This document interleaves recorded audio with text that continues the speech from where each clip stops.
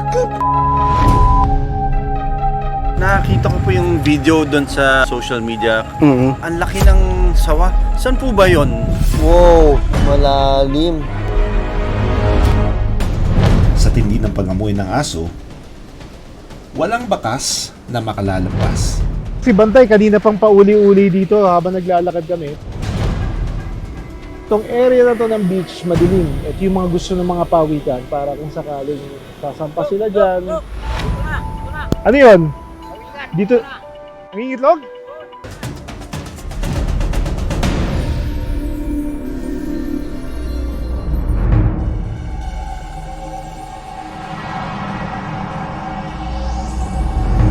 Sa gitna ng gabi, habang mahimbing na nagpapahinga ang mga residente ng Cainta, Rizal.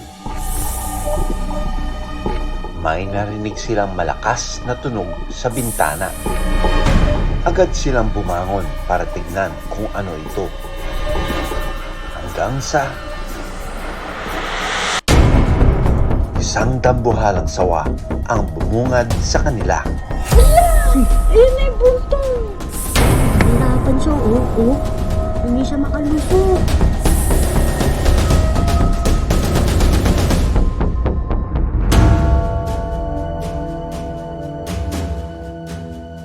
Kahit maraming bahay sa subdivision na ito sa Rizal, hindi lang mga tao ang nakatira dito.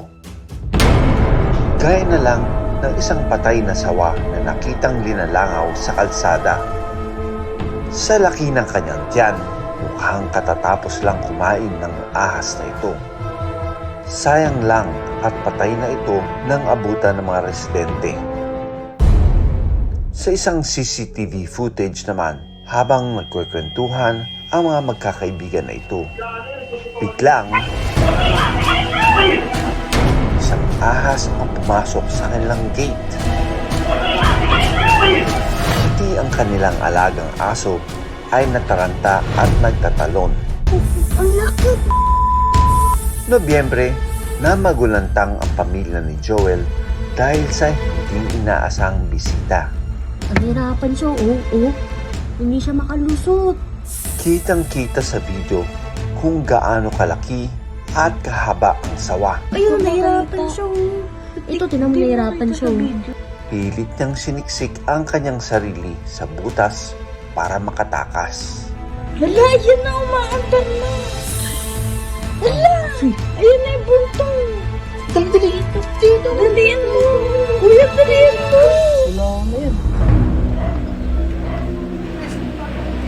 Agad ko ring pinuntahan ang lugar kung saan nagpakita ang sawa. Nakakita ko po yung video doon sa Facebook, sa social media. Ang laki ng sawa. Saan po ba yon? Dito po siya nakita. Actually po, pangalawang beses siya nagpakita na. Nakita siya nung kapitbahay namin dito, gumaan. So, binaliwala namin. Pero kagabi, lumutang na naman siya. Nakita ng mga anak ko. Ang laki! Una kong sinuri ang loob ng bahay nila Joel. Nung pumunta dito yung sawa, gusto niyang pumasok dito. Dahil makita mo, yung kaliskis niya, Ibig sabihin, galing siya sa tubigan, umakyat siya dito dahil basa-basa pa siya. And makita mo, nag-print yung scales niya. Wow, malalim. Dito medyo siksik ng bato, pero dito medyo ampaw-ampaw yung iskombro dito, no? Hindi siya ganun kasiksik, kaya malalim yung kanyang yung kanyang pwedeng pasukin. Kahit tungkabid mo yan, there's no assurance na makikita mo sila dahil sobrang lalim, Ang setup dito ay nandito yung river, and makikita mo na ang daming lilies, ang daming damuhan. So where there is water, there is life. At sari-saring mga buhay ilang ang nakikinabang sa ilog na yan. Hanapin natin yung sawa, Kanino po? Kayo yung pantay.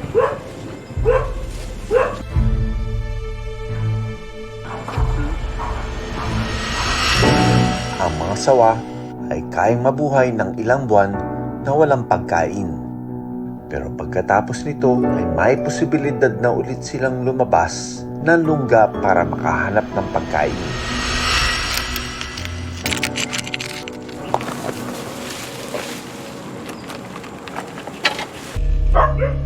Dahil hindi nagpakita ang dambuhalang sawa, minabuti namin na maglagay ng camera trap sa lugar na pwede niyang daanan. Let's put some screen there para pag lumabas siya, tatawag na lang sila. Nahirapan siya, oo. Hindi siya makalusot. Dahil sa madalas na paglabas ng mga ahas sa isang subdivision sa Cainta, Rizal, nabalot ng takot ang mga residente. Nawala, lumusot na. Noong nakaraang buwan, isang dambuhalang sawa ang bumisita sa bahay nila Joel. Ikinabahala ito ng kanyang mga kasama sa bahay. Naabala na po kaming lahat dito, natatakot na din po kasi may mga alaga po kaming dog. Inireport ng pamilya ni Joel sa Bureau of Fire Protection ang insidente. Agad din naman silang rumisponde para ma-rescue ang dambuhalang sawa. So sa ngayon nagkanda kami ng survey kung makikita pa namin yung ahas din sa area. Pero naobserbahan namin na yung area pala nila ay nasa tabing ilog at medyo madamo na rin yung area. So may nakita rin kami na siwang, doon daw nakita ng residente na tumakas yung ahas. Pero doon sa lugar na yon, hindi na namin natagpuan pa yung ahas. Baka posible na nakapag-hunt na siya o nakakain na siya kaya siya ay nag-exit na. Mahalagang ma-retrieve ang sawa na nakita sa video. Posible kasi silang maging banta sa mga alagang hayop sa paligid. Ang laki! At kung mamalasin, pwede rin silang mapatay dahil sa takot. Sa ganyan laki, it will only prey on something big. So yung mga alaga natin is in imminent danger. Pwede silang makain kung may mga toy breeds tayo dyan, baka pwede nilang kainin. Ang mga reticulated python ay non-venomous. Ibig sabihin, wala silang kamandag. Pero dahil sa kanilang pambihirang lakas, kaya nilang patayin ang prey sa pamamagitan ng paglingkis. Kapag durog na ang buto ng target, sa kanila ito lulunukin ng buo. Sa ilang linggo na nakalagay ang aming camera trap, walang nagpakita na sawa. Sa ngayon, posibleng naghahanap na ng ibang lugar na pagtataguan ang dambuhalang ahas. May posibilidad rin na nagtago na lang ito sa creek. Kapag nakakita ng sawa o kahit anong uri ng ahas, ipagbigay alam agad sa mga otoridad tulad ng BFP at DNR. Kung hindi po kaya talagang hulihin, kailangan po talagang tawagan yung ating DNR po. Tabi, hihilain ko yung buntot, be. So kailangan, pagka nakakita sila ng ahas mismo o ng sawa, ay kailangan na wag nilang sasaktan yung hayop. Hayaan lang muna nila. Ang mga sawa, natural na nakatira sa gubat at bundok. Hindi sila sanay mabuhay sa komunidad ng tao. Pero dahil sa pagkasira ng kanilang tirahan at pagkaubos ng pwede nilang kainin, napipilitan na silang maghanap ng ibang paraan para mabuhay. Hindi nila ito ginusto.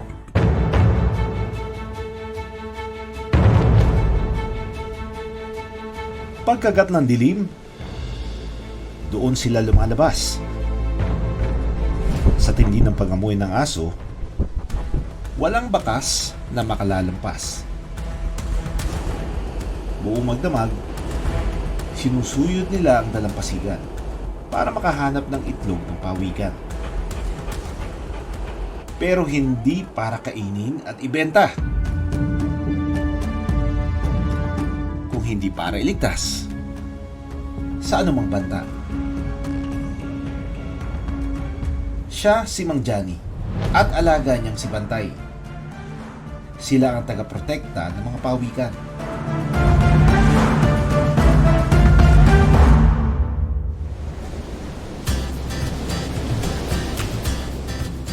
Sa San Juan, La Union,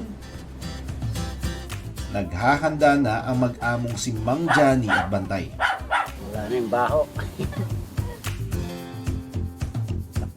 Matapos paliguan si Bantay, inihanda naman ni Mang Johnny ang mga kailangan sa pagpapatrol. Maya-maya lang, maghahanap sila ng mga pugad ng mga pawikan. Kuya, Johnny! Ikaw pala, kamusta? Okay, ito yung aso mo na si... Bantay. Ito si Bantay. Hello, Bantay. Paano mo siya tinrain, kuya? Nung nag-umpisa na ako na magpatrolya, nung nakakita ko, pinamoy ko sa kanya yung dinaanan ng pawikan. Aha. Tapos, nung ko yung iklog, pinamoy ko sa kanya. Aha. Yung pangalawa na nakakita ko, sinusundan na niya yung dinaanan ng pawikan. Oo. Tapos sinukay-hukay niya na gano'n, basta hindi malalim. Okay, okay. Tapos tutusukin ko rin. Nando doon. So Magaling. There you go. And that is how it all started. May natural talent. So talagang trabaho talaga ka. Si Bantay, talagang trabaho din kasama mo. And that way, maganda yun sa aso kasi nababurn nila yung energy nila. Kaya minsan yung mga dogs, they become destructive kasi they have so much energy in them na hindi nila alam kung saan dadalhin. Tapos ang ginagawa nila, naghuhukay sila ng lupa, they become destructive. Ginangat-ngatin yung mga furniture, maninira ng gamit, kakat-katin yung tsinelas.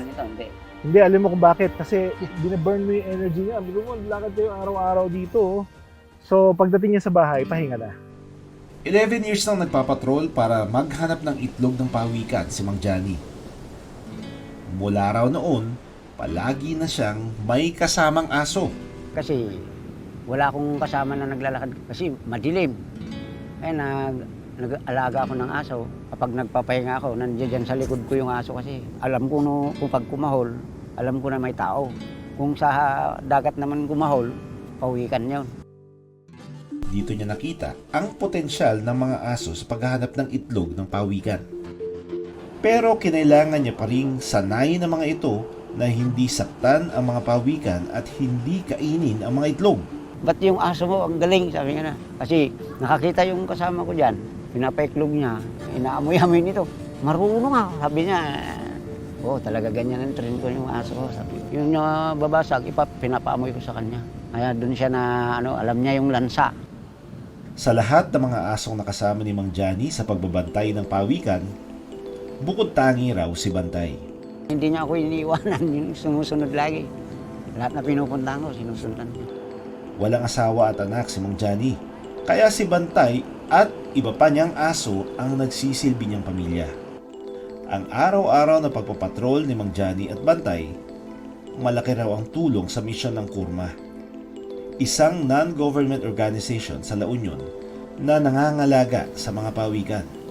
More than a decade na si Mang Johnny. In most years, he's one of the highest na nakakahanap ng mga nest every year. So yung mga top patrollers. He was able to train yung mga dogs niya to sniff out yung mga pawikan eggs.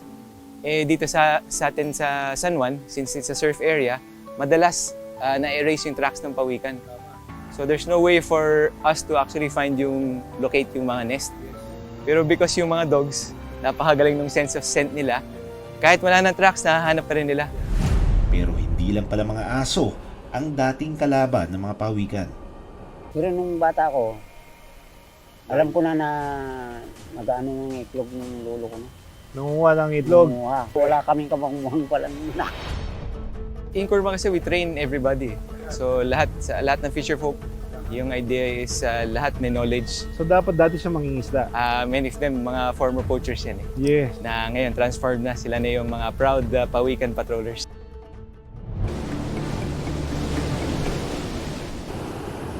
Pagsapit ng dilim, simula na ulit ang trabaho ni Mang Johnny at Bantay. Kita mo yung waves. Malakas ngayon yung alon. Ayan daw yung gusto ng mga pawikan. Kasi kapag nandiyan na sila sa may pampan ng dagat, mas madali sila makakasurface. Kaya mag-umpisa na tayo maghanap sa madilim. Kuya, sama kami sa inyo ha. Sa inyo ni Bantay.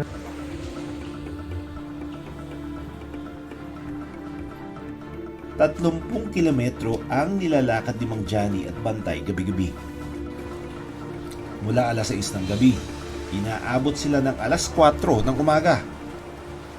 Ayan, ito si Bantay, kanina pang pauli-uli dito habang naglalakad kami. Parang talagang ini-sniff niya yung lugar. Parang bomb sniffing dogs. They're very active. Winawalis niya yung lugar by smelling it. Trying to look for scent na magli-lead sa atin kung saan tayong pwede makakita ng mga nest ng pawikan. Kung mapapansin nyo, itong area na to ng beach, madilim. Ito yung mga gusto ng mga pawikan para kung sakaling sasampa sila dyan. Dito na, dito na. Ano yun? Pawikan, Dito- dito na. Nangingitlog? Oo, dito na. Swerte tayo ngayon. Naabutan naming nangingitlog ang isang olive ridley turtle.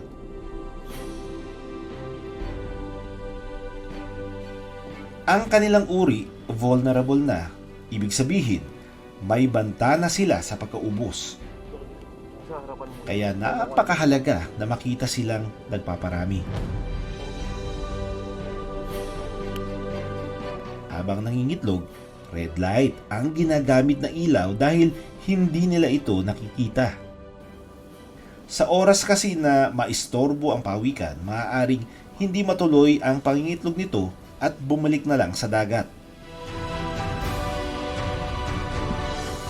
Maya-maya pa, natapos na ang pawikan. Binaon niya ang mga itlog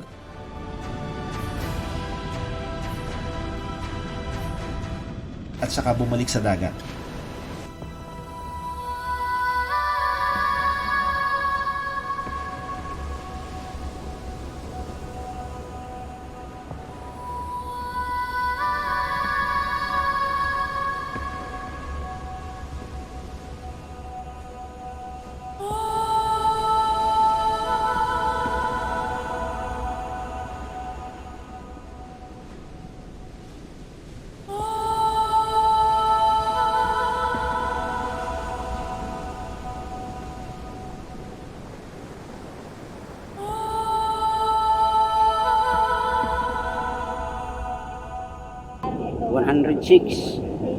$106 na iklog yan.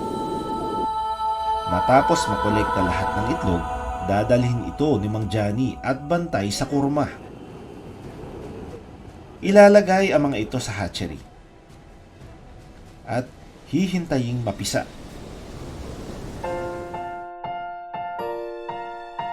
Dahil sa dedikasyon ni Mang Johnny at Bantay sa pagprotekta ng mga pawikan, may sorpresa ang ating programa sa kanila.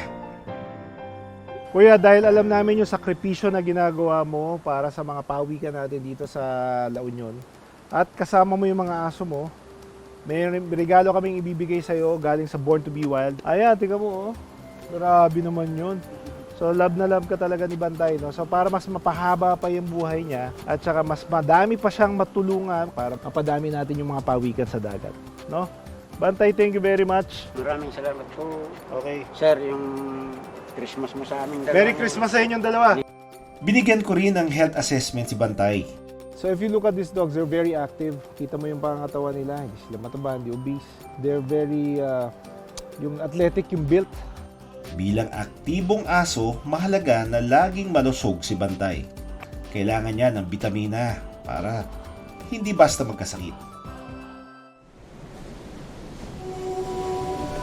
Mahalaga sa akin dahil nagkakaroon din ako ng pag nahanap ko sila mga itlog. Sa kapag napipisa, dumadami sila para dumami na naman yung mga mahanap ko balang araw. Pag lumaki, masaya ako. Pag lumaki sila, kasi yung mga sinusurrender ko dito, lumalaki yung mga iba. Baka nahahanap ko na rin yung iba na rin. Baka sila na yung mga nangingitlog ulit. Ang mga asong tulad ni Bantay, hindi na lang basta alaga. Maaari rin silang maging kaibigan ng mga buhay ilang. Hindi lang bantay ng bahay, taga-protekta rin ng kalikasan. Ako si Doc Fords Resio. Doc Nielsen Donato Born to be Wild.